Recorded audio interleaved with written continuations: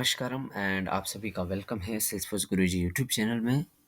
इस वीडियो से हम लोग एक नई सीरीज की शुरुआत करने जा रहे हैं जिसका नाम है सेल्सफोर्स डेवऑप्स सीरीज। इस सीरीज में बेसिकली सेल्सफोर्स में जो डेवऑप्स इम्प्लीमेंट हो रहा है उसे हम स्टेप बाय स्टेप सेटअप करेंगे, इंस्टॉल करेंगे, देखेंगे, उसके चैलेंजेस को करेंगे और वो क्या है ये सब कुछ जानेंगे। इस वाली वीडियो में हम लोग ये जान रहे हैं कि सेल्सफोर्स के अंदर डेवऑप्स वास्तविकता में होते क्या हैं। ये इस पूरी आईटी इंडस्ट्री में जो डेवऑप्स काम करते हैं वो होता क्या है। तो डेवऑप को समझने से पहले हमें कुछ समस्याओं को समझना पड़ेगा कि वास्तविकता में हमें ये सब करने की क्या नीड हो रही है। तो बेसिकली जैसे मान लियो कि आप एक सॉफ्टवेयर डेवलपर हैं।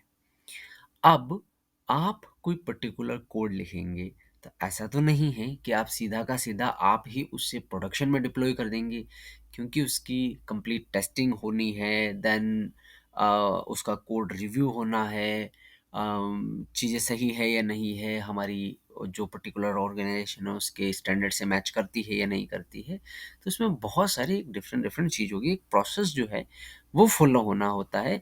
अब उस प्रोसेस में क्या होती है कि जैसे मान लो कि आपने अपना कोड जो है वो बना लिया है कंप्लीटली। नाउ आप अब इस कोड को अगले हायर एनवायरनमेंट में डिप्लॉय करते जाएंगे, तो उसे मैनेज करना बहुत ही मुश्किल हो जाएगा, कम्युनिकेट करना बहुत ही मुश्किल हो जाएगा, क्योंकि आप जो एज अ डेवलपर अलग जगह पे काम कर रहे हैं और ऑपरेशन करने वाली जो टीम होती है वो टीम अलग जगह पे काम कर रही होती है। बेसिकली उन्हें आपके कोड से या आपके काम से जनरली कोई मतलब नहीं रहता है। वो केवल और केवल ये देखते हैं कि जो पर्टिकुलर कोड या इम्प्लीमेंटेशन आ रहा है उसमें क्वालिटी मैनेज की जा रही है या नहीं की जा रही है, या वो किसी दूसरी टीम के साथ में कॉन्फ्लिक्ट तो नहीं कर रहा है। तो ये सारी जो चीज़ें हैं वो ऑपरेशन टीम के द्वारा देखी जाती है।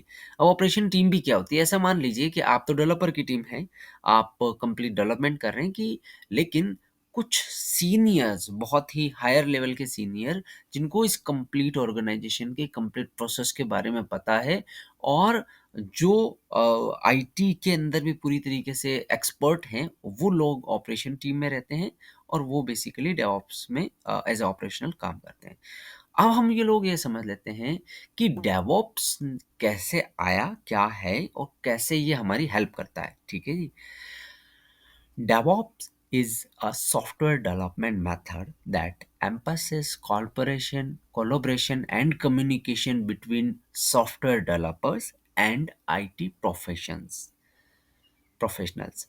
It aims to create a culture of continuation, integration, and delivery where the code changes can be easily and quickly deployed to production environment. This aims organizations to respond more quickly to customer needs and demands, and to the continuously improve and iterate over the software products। सीधा सीधा अगर हम इसका मतलब देखें तो ये है कि मान लो कि हमारे पास में कोई भी कस्टमर है, अब उसे जो चीज़ें हैं, जो फीचर्स हैं वो जल्दी से चाहिए, ठीक है। लेकिन जनरली जब हम लोग इस पूरे प्रोसेस को फॉलो करते हैं तो ऐसा नहीं हो पाता है, लेकिन डेवऑप्स हमारी हेल्प करते हैं कि चीज़ें जो है वो क्विकली एंड इजीली जो है वो डिप्लॉय हो पाए। ठीक है जी। वन की aspect of DevOps is the use of automation tool and processes to streamline the uh, deployment, development and deployment process. This includes using automation for the tasks such as building, testing, deploying code, as well as for managing infrastructure and monitoring system। अब आप इसे ऐसा समझिए कि मान लो कि आप code लिख रहे हैं। अब ऐसा तो नहीं है, क्योंकि बेसिकली जब भी आप किसी क्लाइंट के लिए काम करेंगे तो मल्टीपल एनवायरनमेंट्स होंगे। जनरली जैसे कि आपके पास में आपका डेवलपमेंट एनवायरनमेंट हो सकता है, देन क्यूए होगा, देन यूएटी होगा और फिर मेन प्रोडक्शन होगा। हो सकता है कि इस तरीके से आपकी जो पाइपलाइन है वो सेटअप हो। अब आप ऐसा तो नहीं करेंगे कि हर पर्टिकुलर एनवायरनमेंट में जाकर अपना कोड जो है वो लिखेंगे या इम्प्लीमेंट करेंगे। उस कोड को बेसिकली डिप्लॉय हमें करना होता है। अब उसे डिप्लॉय करने के लिए कुछ टूल्स का जो है वो बेसिकली हम लोग सीधा-सीधा यूज़ कर सकते हैं, जो प्रोसेस को बहुत ईज़ी बना देंगे। जैसे कि मान लो कि हो सकता है कि आपने 17-18 फाइल्स एक साथ लिखी हो, लेकिन जब आप उसे डिप्लॉय करने जा रहे हैं तो manually one by one create करने की नहीं रहेगी, आप सीधा ही उन्हें डिप्लॉय कर देंगे। ठीक है जी? या मान लो कि आपने कोई भी क्लासेस लिखी है या कुछ भी पेजेज़ वगैरह जो भी बनाए हैं आपने, ये कंपोनेंट बनाए आपने, तो वो सब कुछ हम लोग उससे कर सकते हैं। ठीक है जी? As a developer. Overall, the goal of DevOps is to enable organizations to deliver high quality software products and more quickly and reliable, while also improving collaboration and communication between different teams and department. ठीक है जी? तो ये DevOp का main मकसद है कि communication करवाएं, collaboration करवाएं और जो हमारा प्रोडक्ट हो उसमें क्वालिटी आए। ठीक है जी? तो वो सारी चीज़ें होंगी। अच्छा, अब हम आगे बढ़ते हैं और जान लेते हैं डेवऑप्स की लाइफ साइकिल। डेवऑप्स की जो लाइफ साइकिल होती है, उसमें हम लोग हमारी जो शुरुआत होती है, वो होती है हमारे पास में जो रिक्वायरमेंट आती है उससे। उस रिक्वायरमेंट को जो है वो हम लोग लेते हैं या फिर उस डिस्कवर का पार्ट जो है उसे हम लोग लेते हैं। देन उसको एक तरीके का एक सॉल्यूशन बिल्ड करते हैं या प्लान जो है वो करते हैं। तो हमारे डिस्कवर फेज से शुरुआत होती है। देन हम उसका प्लान करते हैं। फिर उस प्लान के बाद में हम उसको बिल्ड करते हैं। जब वो पूरा बिल्ड हो जाता है, रेडी हो जाता है, तो फिर हम उसे टेस्टिंग के लिए भेजते हैं। वो टेस्ट होता है, देन वो डिप्लॉय हो जाता है आगे हायर एनवायरनमेंट में। और वहाँ से बेसिकली जो हमारी ऑपरेशन टीम होती है वो उसे ऑपरेट करती है, देखती है, ऑब्जर्व करती है चीज़ों को। देन फिर वो अपना फीडबैक देती है। अब हो सकता है कि आपने कोई एक पर्टिकुलर फीचर बनाया, उस पर्टिकुलर फीचर को उन्होंने देखा, ऑब्ज़र्व किया, देन उनको लगता है कि उनमें कुछ बग्स हैं, कुछ ऐसी चीज़ें हैं जो इम्प्रूव होनी चाहिए, तो वो फीडबैक आपके पास में वापस आएगा। देन वापस से आप देखेंगे कि उसे किस तरीके से बिल्ड कर सकते हैं, प्लानिंग करेंगे और फिर उसकी वापस से टेस्टिंग होगी, देन अगेन वो डिप्लॉय होगा, उन सारी चीज़ों को वापस से देखा जाएगा। अगर ये सब कुछ सही रहता है, तो उसे एट द एंड प्रोडक्शन में डिप्लॉय कर दिया जाता है। और ये जो कंटिन्यूएशन इंटीग्रेशन का जो हमारा पार्ट है, ये हमेशा इसी तरीके से बनकर चलता रहता है। तो डेवऑप्स टीम्स और जो ऑपरेशन होते हैं जो डेवलपर्स होते हैं उनके बीच में कम्युनिकेशन बना रहता है और इस तरीके से कोलैबोरेशन के साथ में चीज़ें चलती हैं। ठीक है जी। अब हम लोग बात करते हैं कि बेसिकली टूल्स कौन सा यूज़ करते हैं। तो इसके लिए हम हमारी मर्ज़ी के अकॉर्डिंग अलग-अलग जो हमारे पास में टूल्स होते हैं या फिर चीज़ें होती हैं वो यूज़ कर सकते हैं। बट जनरली हमारे पास में जीरा सॉफ्टवेयर जो है वो होता है। उस जीरा सॉफ्टवेयर के ऊपर हम लोग एक तरीके से सबसे पहले डिस्कवर कर लेते हैं कि क्या-क्या चीज़ें हम लोगों को करनी है या क्या-क्या रहना है। देन हम उसे प्लान कर लेते हैं। तो फिर वो जीरा सॉफ्टवेयर में एज़ अ स्टोरी जो है वो हमारे पास में आ जाती है। देन फिर हम लोग जो बिटबकेट है उसका यूज़ कर सकते हैं उसे बिल्ड करने के लिए या उसे स्टोर रखने के लिए। फिर देन टेस्टिंग के लिए वो अगले हायर एनवायरनमेंट में जो है वो पहुँच जाएगा। देन फिर जब हम डिप्लॉय करेंगे तो भी बिटबकेट की हेल्प कर सकते हैं उसे डिप्लॉय करने के लिए। और जब वो एक बार डिप्लॉय हो जाएगा तो अगेन जब ऑपरेशन टीम जो होती है वो इसे ऑपरेट करेगी तो उसके लिए अलग-अलग सॉफ्टवेयर होते हैं, बट बेसिकली जीरा का जो है वो यूज़ कर सकते हैं अगेन।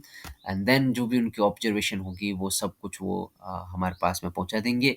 देन अगेन हमारा जो सेम प्रोसेस है वो चलता रहेगा। बेसिकली इस पूरे प्रोसेस के अंदर हमारे पास में 2 मेन सॉफ्टवेयर एक तरीके से या टूल्स जो हैं वो हम लोग यूज़ करेंगे। जिसे हम लोग एक तो जीरा कह सकते हैं, एक बिटबकेट कह सकते हैं।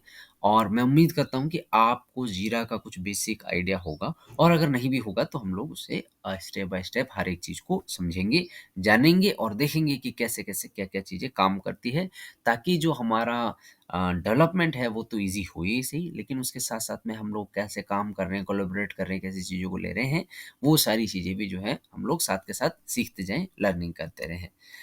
अब डेवऑप्स के फ़ायदे क्या हुए? तो डेवऑप्स के फ़ायदे ये हुए कि एक तो स्पीड हो गई, बहुत ज़्यादा। देन इम्प्रूव हो गया हमारा कोलैबोरेशन। अब हो सकता है कि वो 2 बातें कहें हमें मेल पे और वापस से हम रिप्लाई करें, ना करें, वो बिल्ड कहाँ हुआ, क्या हुआ, वो हमें कुछ पता नहीं रहेगा अगर वो मेल से केवल मेल से कम्युनिकेशन होती रहेगी तो। लेकिन अगर डेवऑप्स आ जाता है तो बहुत ईज़ी हो जाता है। देन रैपिड डेवलपमेंट हो जाता है। देन क्विक एंड रिलायबल होता है जो भी चीज़ होती है, और सिक्योरिटी जो है वो सबसे इम्पोर्टेंट हमारे इसमें पूरा प्रोसेस के अंदर आ जाती है। अब ये जो डेवऑप्स है, हम इसको मतलब एक बेहतर तरीके से यूज़ करते हैं। देन कुछ ऐसी चीज़ें हैं जो मैं समझता हूँ कि आपको समझ लेनी चाहिए, ताकि हम लोग इसे सेटअप करके चलाएँगे तो इसे आराम से और अच्छे तरीके से यूज़ करें। तो एक मेथोडोलॉजी होती है जिसे हम लोग अजाइल बोलते हैं। अब अजाइल क्या होता है वो हम लोग समझ लेते हैं। तो agile is an interactive approach of project management and software development that help teams deliver value for their customers faster with a fewer headache, instead of betting everything on big bang launch. And agile team delivers works in a small but consumable incrementable requirement plan, and result are evaluated continuously so the teams have a natural mechanism for the responding to change quickly. तो अब देखिए क्या होता है कि basically एक तो process वो होता है कि जिस प्रोसेस के अंदर आप पूरा का पूरा जो है वो एक साथ बनाएं, देन उसे प्रोडक्शन में डिप्लॉय करें। तो जब आप इस अप्रोच पे काम करते हैं तो ये एक तरीके का बिग बैंग है। आप इसमें कितने इश्यूज आएंगे, क्या चीज़ें होंगी, आपको कोई आइडिया नहीं है। हो सकता है कि आप आपकी डेडलाइन के अकॉर्डिंग काम कर रहे हैं, बट जब वो प्रोडक्शन में पहुंचेगा तो बहुत सारी बग्स, फीडबैक चीज़ें आ जाएंगी और आप उसे यूज़ नहीं कर पाएंगे। लेकिन अजाइल प्रोसेस ये कहता है कि जो भी चीज़ें होती हैं उन्हें स्मॉल चंक में डिवाइड कर दो। एक तरीके से हम उसे स्प्रिंट बोल देते हैं। अलग अलग स्प्रिंट में आप उसे जो है वो डिवाइड कर दें। देन हम लोग उसे ये करेंगे, सबसे पहले एनालिसिस करेंगे, देन प्लान करेंगे, डिज़ाइन करेंगे, बिल्ड करेंगे, टेस्ट करेंगे, रिव्यू करेंगे और फिर उसे लॉन्च कर देंगे। और जब वो लॉन्च हो जाएगा तो फिर हम उसी पर्टिकुलर सॉफ्टवेयर का अगला स्प्रिंट या अगली मेन जो है वो फंक्शनलिटी लेंगे। तो फिर उसमें एनालिसिस, प्लान, डिज़ाइन, टेस्ट और फिर रिव्यू वाला जो है वो चलता रहेगा। इसी तरीके से स्प्रिंट 1, स्प्रिंट 2 इस तरीके से चलता रहेगा। और एक जो स्प्रिंट होता है वो जनरली या तो 2 वीक या फिर 3 वीक का होता है। डिपेंड करता है कि हमारी जो पर्टिकुलर कंपनी या प्रोजेक्ट जो है वो कौन से वाले को सपोर्ट कर रहा है और काम कर रहा है उस पर। तो इस तरीके से हम अजाइल जो मेथोडोलॉजी है उसे भी यूज़ करते हैं। अब इस अजाइल मेथोडोलॉजी को हम लोग सेल्सफोर्स में कैसे यूज़ करेंगे, क्या उसमें रहेगा, तो वो सब कुछ भी हम लोग जानेंगे। तो ये सब कुछ हम लोग शुरुआत करेंगे जल्दी ही। और मैं उम्मीद करता हूँ कि जो भी चीज़ें हमने अभी तक समझी है उन्हें आप गहराई से समझे होंगे। और मैं ये जानता हूँ कि ये पूरा का पूरा थ्योरेटिकल पार्ट रहा है, लेकिन ये हमारे बेसिक्स को मजबूत करने के लिए बहुत ज़रूरी था, इसलिए हमने इस पर्टिकुलर वीडियो को कंप्लीट किया है और बनाया है। अब हम लोग अगले वीडियो से ये जानना शुरू करेंगे कि सेल्सफोर्स के अंदर कैसे हम लोग सेटअप करना है, क्या चीज़ें होनी हैं और क्या-क्या हम लोग काम उसमें कर सकते हैं। तो मैं उम्मीद करता हूँ कि इस पूरी वीडियो को आपने अच्छे से देखा होगा, समझा होगा और चीज़ों को सही से लिया होगा। अब हम आपसे मिलेंगे नेक्स्ट वीडियो में, तब तक के लिए जय हिंद, वंदे मातरम।